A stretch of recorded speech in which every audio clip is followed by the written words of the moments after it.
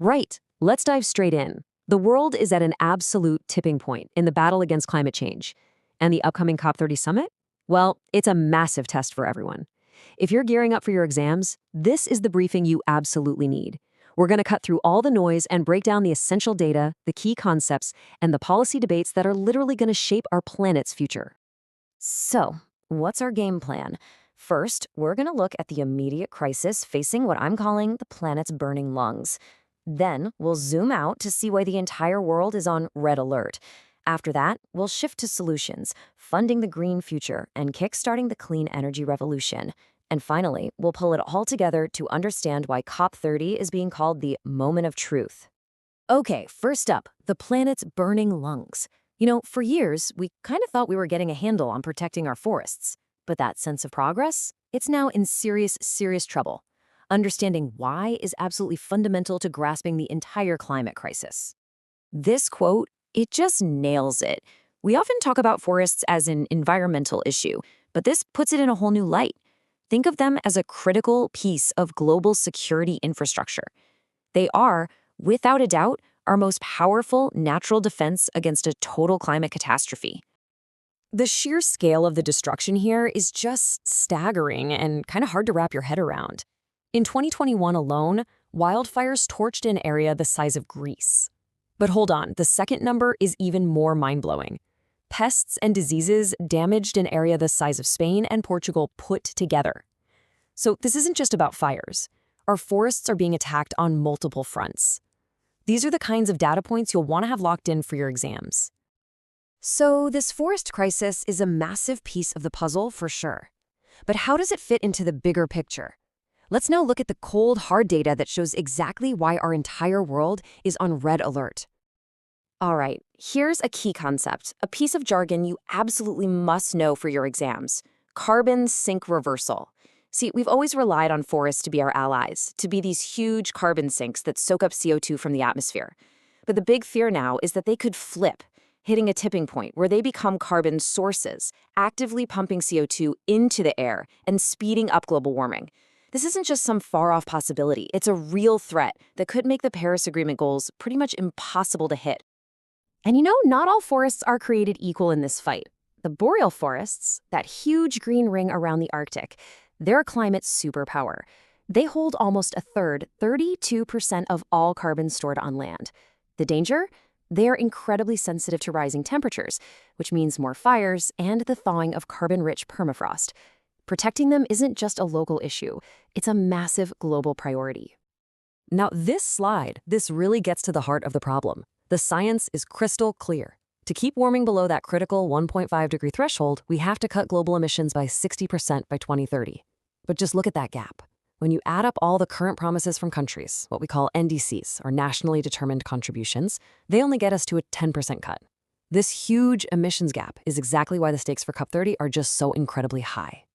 And because of that massive emissions gap, well, the goalposts are shifting.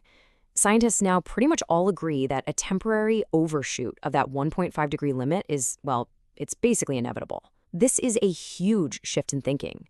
The new goal is damage control. Limit how high the temperature spikes and for how long, all with the hope of bringing it back down by the end of the century. Okay, so we've laid out the problem. Now what about the solutions? First up, let's talk about money. Can we actually fund our way to a greener future and, save the trees?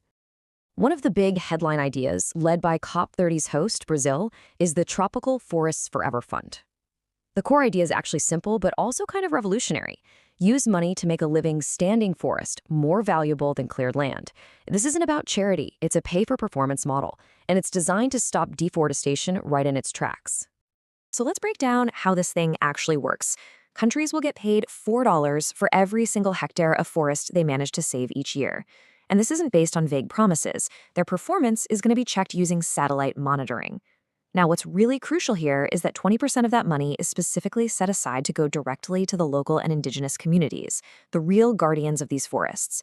The goal is to funnel up to $4 billion a year into critical areas like the Amazon and the Congo Basin. Now, while this new fund is a fantastic start, this table really puts the scale of the challenge into perspective. Right now, the world invests about $84 billion a year in protecting forests. The problem is, we need to be investing $300 billion. That leaves a jaw-dropping annual shortfall of $216 billion, a huge gap to fill. All right, so beyond money for forests, the second major pillar of the solution is the clean energy revolution. And the phrase you're going to hear over and over again is that this transition has to be fair, fast, and final. The UN Secretary-General has made it perfectly clear where things are headed. The fossil fuel age is ending, period. The debate isn't if we should transition anymore, but how we can do it fast, and just as importantly, how we can do it fairly. So how do we actually get this done? There's a key framework that outlines 5 big actions. Think of it as APITF. And for your exam prep, here's a great mnemonic. Just think aspirants prepare in the field. So A is for aligning policies, P is for putting people first, I is for investing in infrastructure like grids, T is for technology, and F is for finance, especially for developing countries. APITF. It's a really useful way to structure your answers on the energy transition. And finally, let's pull all these threads together at COP30. I mean, the location itself is symbolic. Belém, Brazil, right at the gateway to the Amazon. This summit isn't just another meeting. It's really being framed as a make-or-break moment of truth for the entire planet. The agenda for COP30 is zeroed in on 4 critical areas. First, pushing countries for much tougher NDCs to close that huge emissions gap. Second, agreeing on a new, super ambitious climate finance goal. Third, setting up clear ways to track progress on adapting to climate change. And fourth, making sure the whole shift to a green economy is a just transition that leaves no one behind. These are the big negotiating pillars.